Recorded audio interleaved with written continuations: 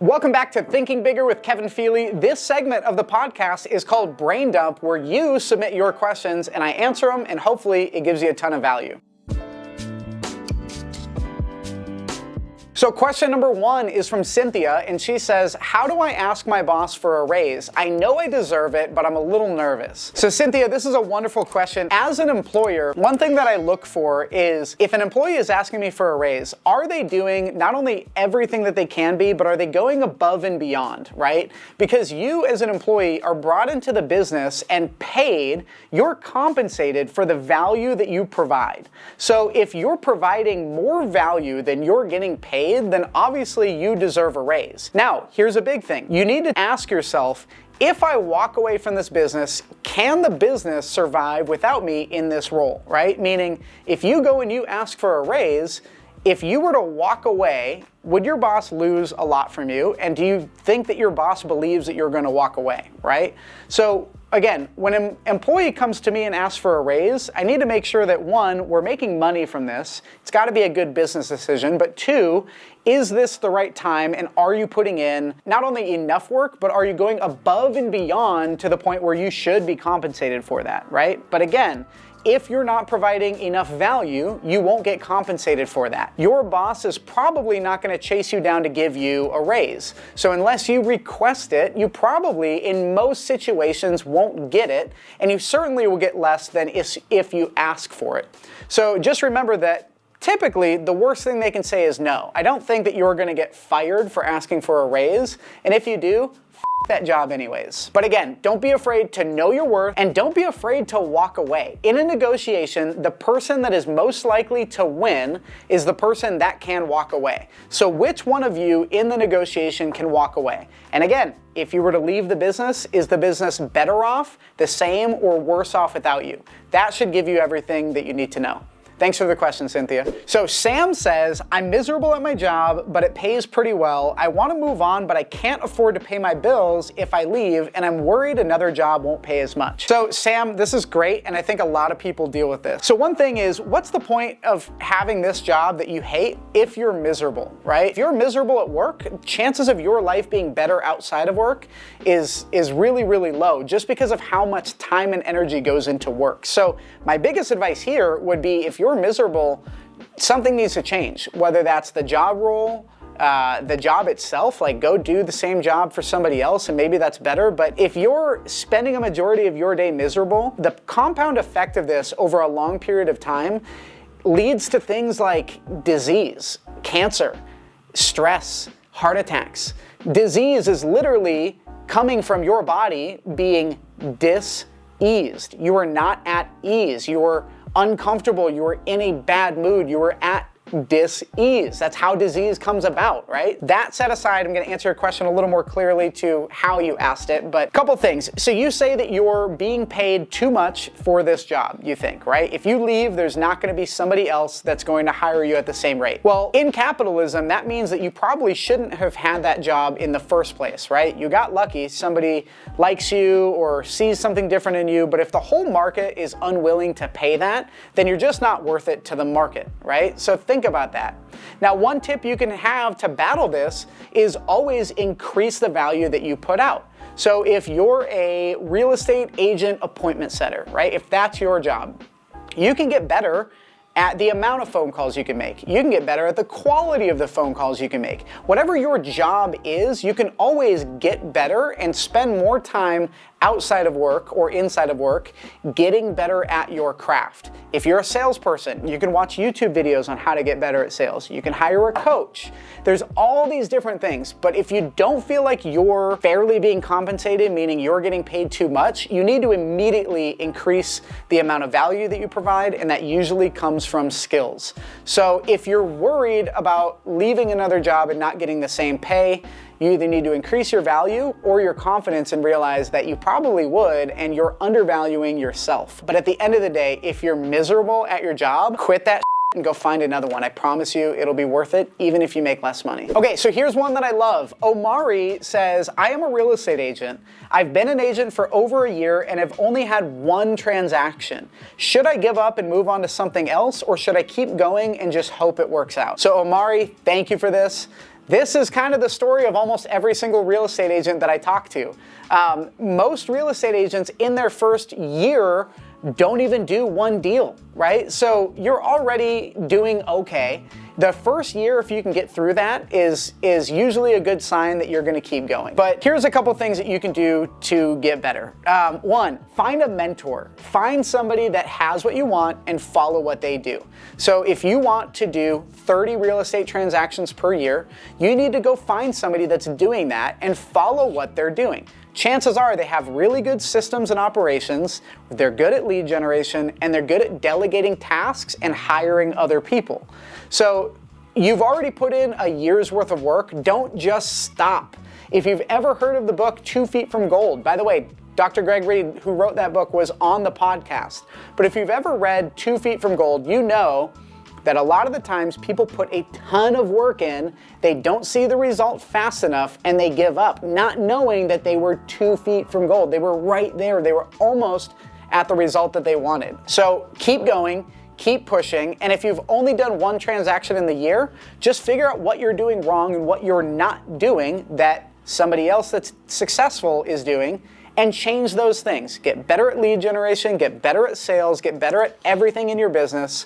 And I promise you, if you show up, you put the work in, and you get better every day, you will do well. So Omari, don't give up, keep crushing it, and you're gonna kill it. All right, so Lily has a question about a startup. She says, I have an idea for a business startup, but I'm afraid of taking the plunge and leaving my stable job. How do I know if it's the right time? Lily, this is a really, really great question.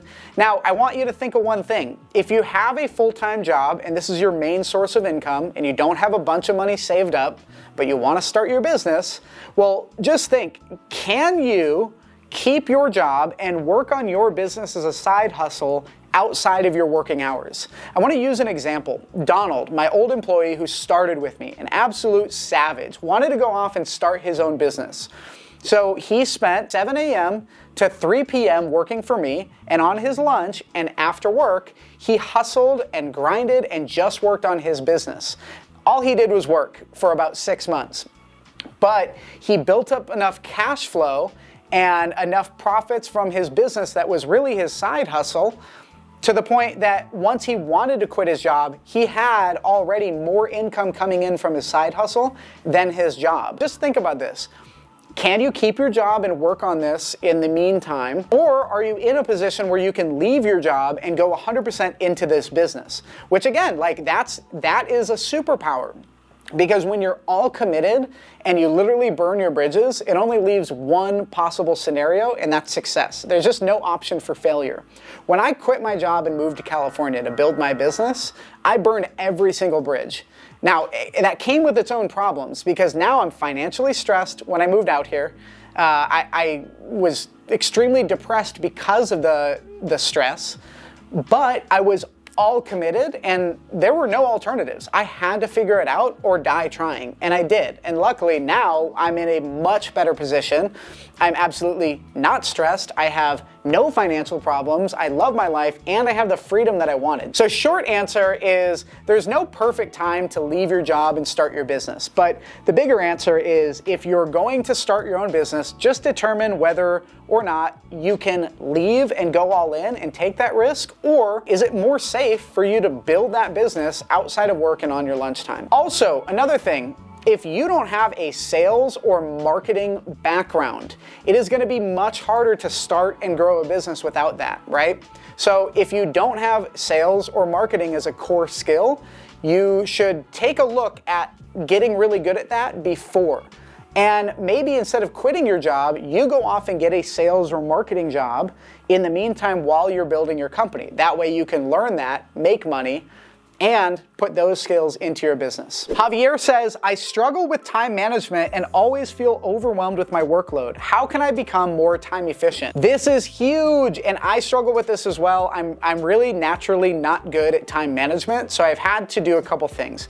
One, I hired a personal assistant, and I have her not only organize my schedule, but I give a lot of the tasks that I don't need to do to her, right? So that's a big deal. But most people aren't in a position where they can hire a personal assistant. So One thing is the Pomodoro technique. This is where you break your work into small, shorter intervals and you work on it in a smaller time span. So if I want to get something done, I'm not going to break it down into a 2-hour work cycle. I'm going to break it down into multiple 15-minute work cycles with like a 5-minute break in between. I actually bought this. I think this is a 30-minute timer. So if I want to work on a task, I will work really hard for 30 minutes. Whenever this is done, I'll see that this is done, and then I'll take a quick break. I'll go out, I'll get some sunlight, I'll refresh, and then I'll keep working on it after that. Flip it back over, start again. I find that when I work straight for 2 hours with no break, there is so much wasted time. But if you work for 15 or 30 minutes at a time, stop, take a break, and really analyze like what you got done and how you could have been more efficient, this will have a compound effect where over a very long period of time, all these little short increments lead to so much more productivity in a smaller time. So another one for me is I pre-schedule my days. So I will use something like Apple Calendars or Google Calendars. So for instance, here is my calendar for today, and right now we're working on this video. This was preset in my calendar with my video guy Carlos. It was on both of our calendars. It had notes on exactly what we wanted to get done, and we budgeted the time for this. You can do this for all of your tasks, and you can also switch things around during the day. But if you don't have your day planned before the day starts, you're gonna be less efficient because you're just kind of winging it. So plan your months, plan your weeks, plan your days. And as David Meltzer says, before the day starts, study your calendar for like 10 or 15 minutes. Really focus on what you're gonna get done, how you're gonna do it, and what challenges may come up from it. And then also at the end of the day, review your calendar. Think about how you got stuff done and what you could have done better. Hope that helped. So Michelle says, I often experience imposter syndrome in my career and it's holding me back. How do I overcome this? Well, Michelle, I'll tell you one thing. If you look at anybody, whether it's a famous athlete, a famous actor, a CEO, all of these people deal with imposter syndrome. I watched a video of Joe Rogan talking about imposter syndrome, where even he, at the height and where he is, thinks, what if somebody just finds out that I'm this bullshit artist, that I'm fake, that I shouldn't really be in this spot? So everybody deals with it. And now I'll tell you, I've done some consulting with some corporate executives where these are the top of the top in a very large corporation, right? CEOs, CFOs, CTOs, the people that lead the charge in a business, in a very, very large company. They don't know what the fuck they're doing. They deal with imposter syndrome just like you do. So the one thing is, if you feel like you're dealing with imposter syndrome, try to take inventory on what you're doing and how valuable you are, right? What are some accomplishments that you've had? What are some things that you've done that other people can't? Remember, you've probably earned your spot. And if you haven't, if you are an imposter, if you are in a role that you probably shouldn't be, well, just remember, you can always get better. So worst case scenario, if you are dealing with imposter syndrome, just get better at your job. Add more skills, find more resources, get a mentor, do whatever you can to get better, but chances are you're doing great. So Ravi says, I want to expand my network in my industry, but I'm an introvert and finding networking events is super intimidating. Do you have any tips? Ravi, I love this. I'm an extrovert, but sometimes I can feel very introverted, especially in a crowd setting. So even though I can hang out with people, I can speak to crowds, I can do certain things, sometimes I too don't like networking and getting with other people. But just like jumping in a cold pool, jumping in some cold water, the worst thing you can do is just overthink. And if you've seen those videos on TikToks where these guys go, hey, did you know that people don't give a shit what you do? And then they go and they dance and they sing and they stand on their head in front of a group of people, and really those people don't care.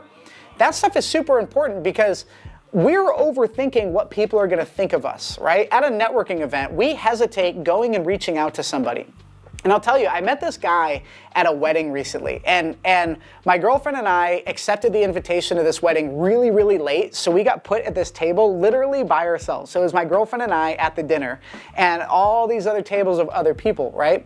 Well, this guy was sitting and watching our that we were alone, and he got up and he walked right up to us in a situation that's kind of awkward for everybody. He walked right up to us and was like, hey, just want to make sure you guys feel comfortable, nice to meet you. And we started talking. Turns out he's got a bunch of businesses. We made a great connection, and we're going to do some kind of business together down the road, guaranteed.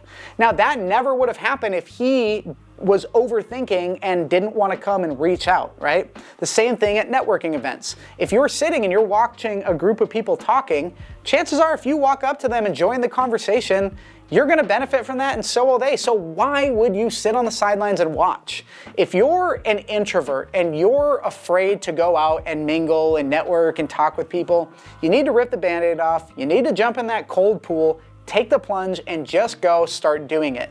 Chances are, if you start doing this in little increments, you will get better and better and better and better, and you'll realize that you're really not an introvert, you were just scared. So I hope you got value from this. If you're watching this on YouTube or anywhere with video, please leave a comment, subscribe, all that good stuff. And if you're listening to the podcast somewhere, please download this, subscribe to the podcast, and leave a review. It helps us out tremendously.